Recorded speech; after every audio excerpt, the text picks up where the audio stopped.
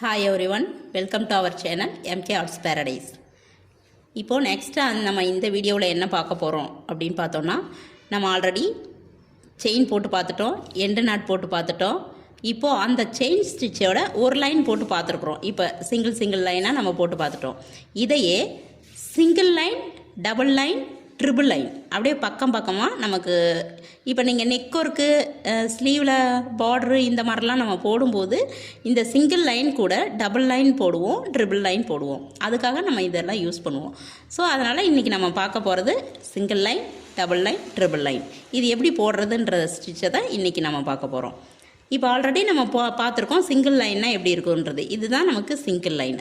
இதே double line எப்படி இருக்குன்னு பார்த்தீங்கன்னா, இங்கே வந்து பாருங்கள், இதில் பாருங்கள், சிங்கிள் லைன் இப்படி போயிட்டு திரும்ப வந்து நமக்கு டபுள் லைன், ரெண்டாவது லைன் வந்திருக்கும். அந்த ரெண்டாவது லைன் வரும்போது இந்த ஒரு லைனுக்கும் இன்னொரு லைனுக்கும் நமக்கு வந்து ஸ்பேஸ் தெரியக்கூடாது. ரொம்ப ஒன்று மேலே ஒன்று ஏற்றியும் போடக்கூடாது, ரொம்ப எட்டவும் போடக்கூடாது. ரெண்டு லைனும் பக்கம் இருக்கிற மாதிரி இந்த மாதிரி நமக்கு டபுள் லைன் போடணும். இப்போ ட்ரிபிள் லைன் எப்படி? இப்போ சிங்கிள் லைன் இங்கே நீங்கள் பார்த்துட்டீங்க. இப்போ டபுள் லைன் நான் ஆல்ரெடி போட்டு வச்சுருக்கிறேன்.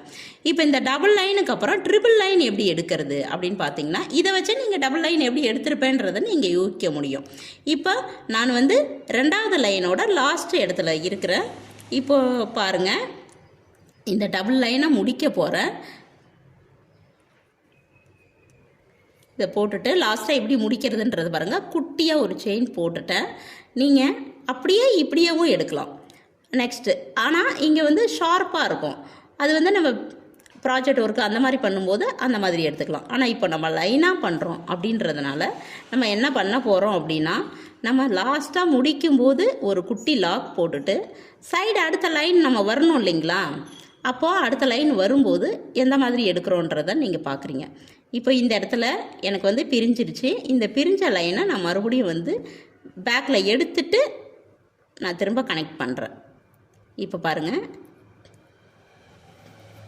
நம்ம இந்த லைனை வந்து ஃபினிஷ் பண்ணுவோம். செகண்ட் லைனை இப்படி பக்கமாக குத்தணும், ரொம்ப எட்டவும் குத்தக்கூடாது.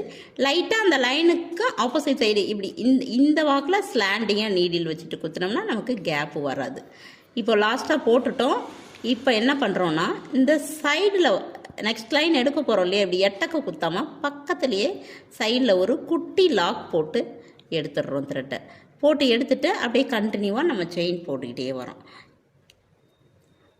இப்போ கொஞ்சம் பார்த்துக்குங்க, நமக்கு இந்த த்ரெட்டை எடுத்துகிட்டு நெக்ஸ்ட் லைனில் அப்படியே கண்டினியூவாக வந்துக்கிட்டே இருப்போம்.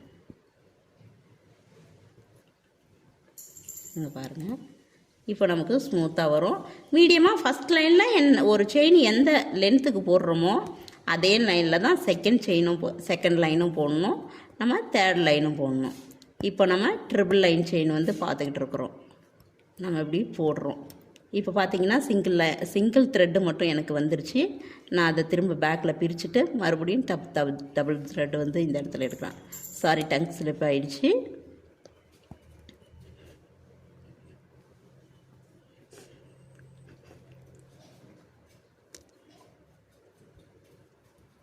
இந்த இடத்துல நான் வந்து லைனை முடிக்க போகிறேன். இப்போ முடிக்கும்போது பார்த்தீங்கன்னா நமக்கு ஒரு சின்ன லாக் போட்டுட்டு தான் நம்ம முடிக்கணும். இப்போது குட்டியாக லாக் போட்டுட்டு இந்த இடத்துல நம்ம எண்டு நாட் போட்டுடுறோம். இப்படி எடுக்கிறேன், திரும்ப இதுக்குள்ளே விட்டுட்டு எண்டு நாட் போட்டு இதை நான் உள்ளே இழுத்தேன் அப்படின்னா வந்துடணும். சில டைமில் நம்ம லூப் இந்த மாதிரி பெருசாக போட்டோம்னா வராது. அதை வந்து கீழே நம்ம கொடுத்துட்டு இப்படி எடுத்து உள்ளே நம்ம எடுத்துக்கணும். இதுதான் நமக்கு வந்து ட்ரிபிள் லைன். இந்த ட்ரிபிள் லைனுக்கான ஒரு சின்ன எக்ஸசைஸ் வந்து நான் போட்டு காமிக்கிறேன்.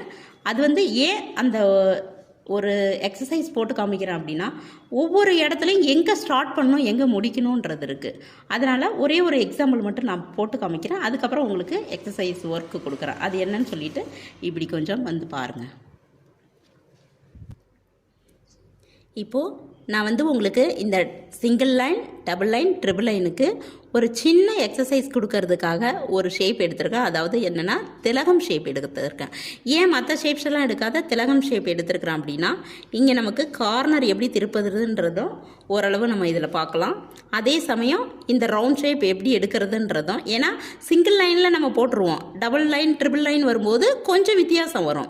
ஸோ அதனால் இந்த ஷேப்ஸு, இந்த ரவுண்ட் ஷேப்ஸ் வரவும் இந்த எண்டு டிப்ஸு இருக்குது இல்லைங்களா, இந்த டிப்பில் எப்படி பண்ணுறதுன்றதை பற்றி பார்க்குறதுக்காக எடுத்துருக்கோம். இதில் இன்னொரு ட்ரிக்கு என்ன இருக்குது அப்படின்னு பார்த்தீங்கன்னா, நம்ம இந்த இடம் இருக்குது, இந்த இடம் இருக்குது, ஒரு திலகத்துக்கு 2 இடம் இருக்குது இல்லைங்களா, இந்த இடத்துல ஸ்டார்ட் பண்ணி இந்த இடத்துலையே கொண்டு போய் முடிக்கலாம். அப்படி இல்லைன்னா இந்த இடத்துல, அதாவது கீழ்ப்பகுதியில் இந்த ரவுண்ட் ஷேப் இருக்குது இல்லைங்களா, இந்த இடத்துல ஸ்டார்ட் பண்ணி திரும்ப நான் அந்த ஷார்ப் கொண்டு வந்துட்டு திரும்ப இந்த இடத்துலையும் முடிக்கலாம்.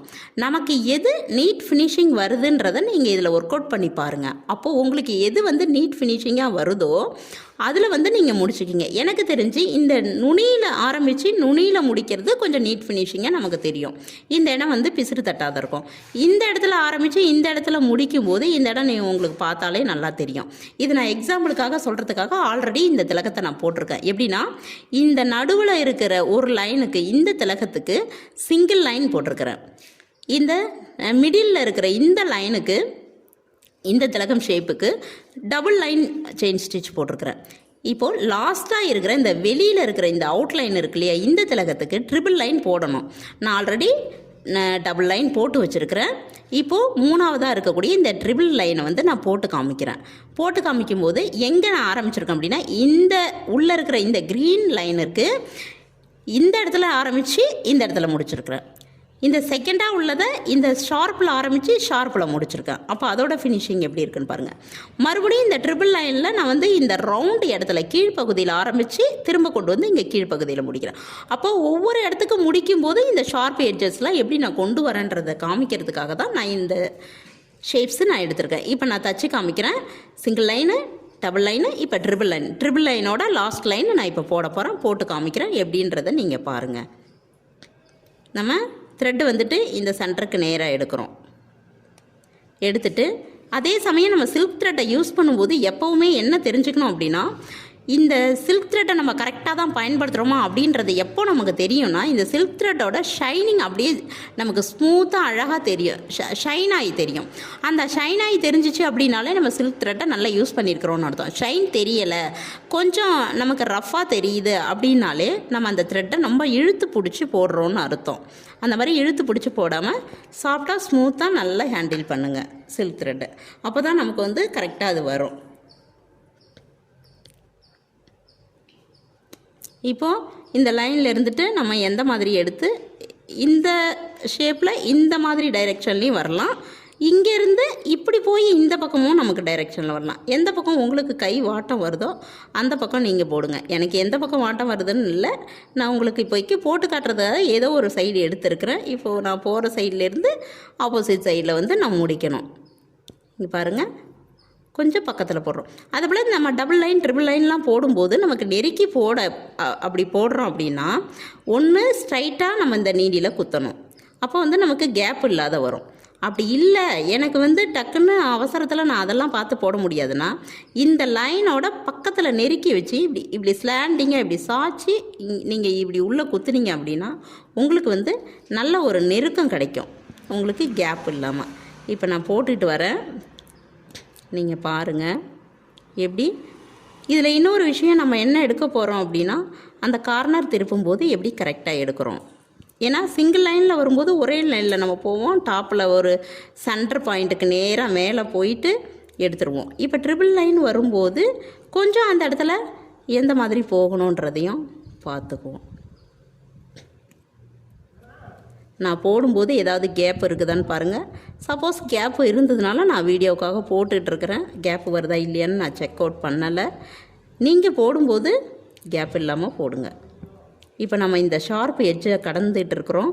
இப்போ இந்த இடத்துல பார்த்தீங்கன்னா கரெக்டாக அந்த ஷார்ப்பு வரைக்கும் போட்டுட்டு இப்படியே நான் திரும்பி வரக்கூடாது. இந்த ஷார்ப் எட்ஜோட நடுப்பகுதி மேல் நோக்கி போகுது இல்லைங்களா, அதோட நடுப்பகுதி சென்டர் பகுதியில் ஒரு குட்டி லாக் போட்டுட்டு திரும்ப இந்த பக்கம் நான் திரும்புகிறேன். இப்போ பாருங்கள், உங்களுக்கு ஷார்ப் எட்ஜஸ் நல்ல நீட்டாக கிடைக்கும். நான் உங்களுக்கு பொறுமையாக போட்டு காட்டுறேன். ஏன் அப்படின்னா நீங்கள் வந்துட்டு போடும்போது அப்போ தான் அது எப்படி போடுறோன்றதை நமக்கு புரியும். பாருங்கள், நம்ம நார்மலாக செயின் எப்படி போடுவோம், உள்ளே கொத்துறோம் ஊசியை, கீழே வந்து நூலை சுற்றுறோம், எடுத்துட்டு நீடியில் ரொட்டேட் பண்ணுறோம். ரொட்டேட் பண்ணி எடுக்கணுமே தவிர்த்து இந்த மாதிரி நீடியில் இப்படி சுற்றி சுற்றி எடுக்கக்கூடாது. நம்ம விரலால் மட்டும்தான் நம்ம ரொட்டேட் பண்ணி எடுக்கணும். இங்கே பாருங்கள், அவ்வளோதான். கொத்துறோம், ரொட்டேட் பண்ணுறோம், எடுக்கிறோம். பார்த்திங்கன்னா நீட் ஃபினிஷிங் நமக்கு கிடைக்கும்.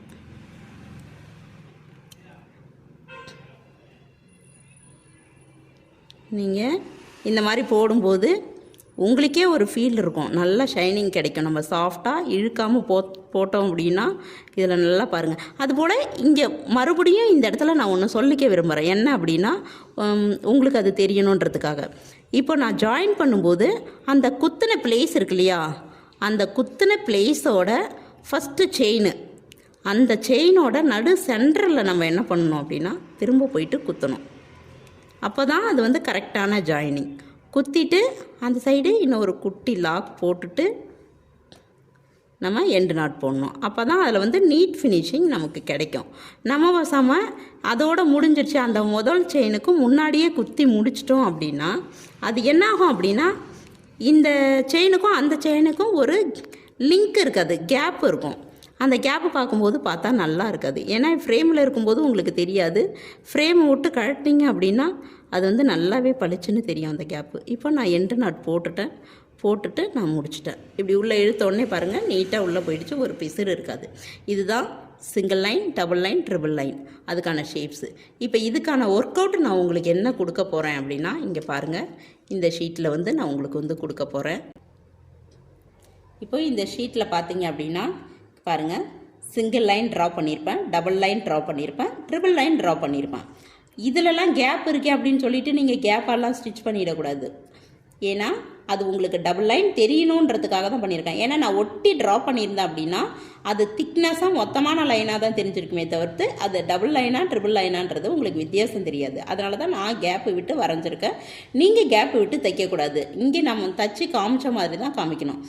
இது எல்லாமே நீங்கள் நம்ம சிங்கிள் லைனாக இருந்தாலும் சரி, டபுள் லைனாக இருந்தாலும், ட்ரிபிள் லைனாக இருந்தாலும் அதில் நம்ம என்ன பண்ணுறோன்னா சில்க் த்ரெட்டில் தான் தைக்கணும். ஓகேங்களா? இப்போ இந்த இடத்துல இந்த ஷேப்ஸ் நான் கொடுத்துருக்குறேன். இந்த ஷேப்ஸை நான் இங்கே ஒர்க் அவுட் பண்ணி காமிச்ச மாதிரியே நீங்கள் இந்த திலகத்தை ஒர்க் அவுட் பண்ணி காமிக்கணும். உங்களுக்கு இதில் நான் சொல்லி கொடுத்ததில் ஏதாவது டவுட் இருந்துச்சு அப்படின்னா நீங்கள் தாராளமாக என்னை கேட்கலாம். இந்த ஸ்க்ரீனில் தெரிகிற நம்பருக்கு கால் பண்ணுங்கள் அல்லது வாட்ஸ்அப் பண்ணுங்கள். உங்களுக்கு இதில் ஜாயின் பண்ணணுன்னு இன்ட்ரெஸ்ட் இருக்குது அப்படின்னாலும் அந்த நம்பருக்கு கால் பண்ணி நீங்கள் கேட்டு டீட்டெயில் தெரிஞ்சுக்கோங்க. Okay, thank you.